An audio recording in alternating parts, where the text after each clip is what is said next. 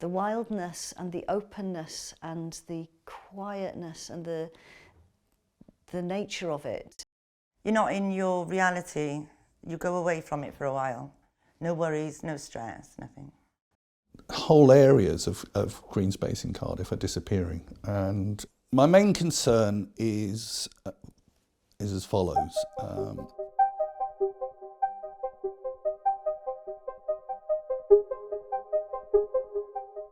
What's being proposed is that the present Velindre be moved to a newer site. Absolutely, there's definitely a need for a cancer centre in South East Wales, and probably Cardiff is the logical place for that. What we really need is a 21st century cancer centre. The Velindre Cancer Centre won't be able to provide the newest treatments. It just won't be able to, because they won't be safe to deliver on a site that's 3 miles from the nearest intensive care unit. I was devastated to learn that they were going to develop on this meadowland, especially when there's been acres and acres of disused hospital right next to it. So I spent 5 years as a community gardener and alongside the NHS running social prescribing. So they're putting money into programmes where we were creating garden space, welcoming spaces for people with some of the biggest needs.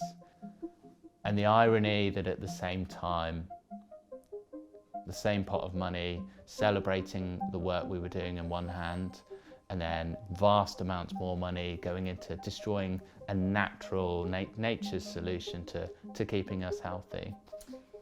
So having green space close to people's homes is invaluable for them.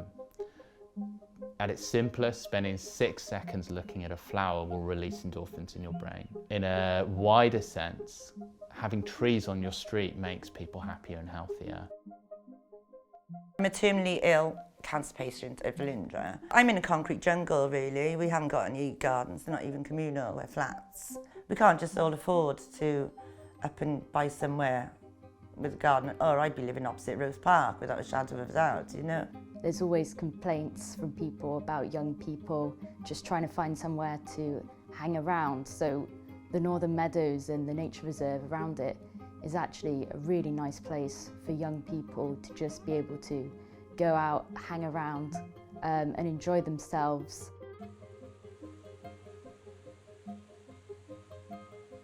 My previous house was down the Melon Griffith, which is about 5 minutes downhill from the Northern Meadows. There were 9 houses altogether that were flooded, but it was something that I never ever thought would happen. We have heavier rainfall, we have less things to soak up that water, and where's it all going to end up? In our concrete channeled rivers and then over flooding into our communities.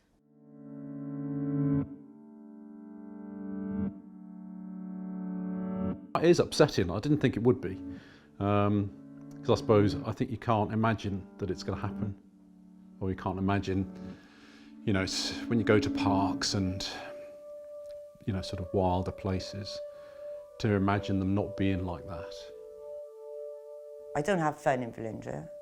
I just go there because there's a gun at my head. But you have fun in the meadows. It's seen as scrubland because it's not conventionally beautiful. It's not beautiful, it's not pretty, it's brambly, it's muddy, but it's an enormously important habitat. It's only scrub, so it's of no value. And there was no like desire to explain its actual value. It just grounds you. It just makes you feel like you can cope with whatever the week ahead. Green, open space. To see the sky above you, hear the bird song. You can't describe it really. It's magic.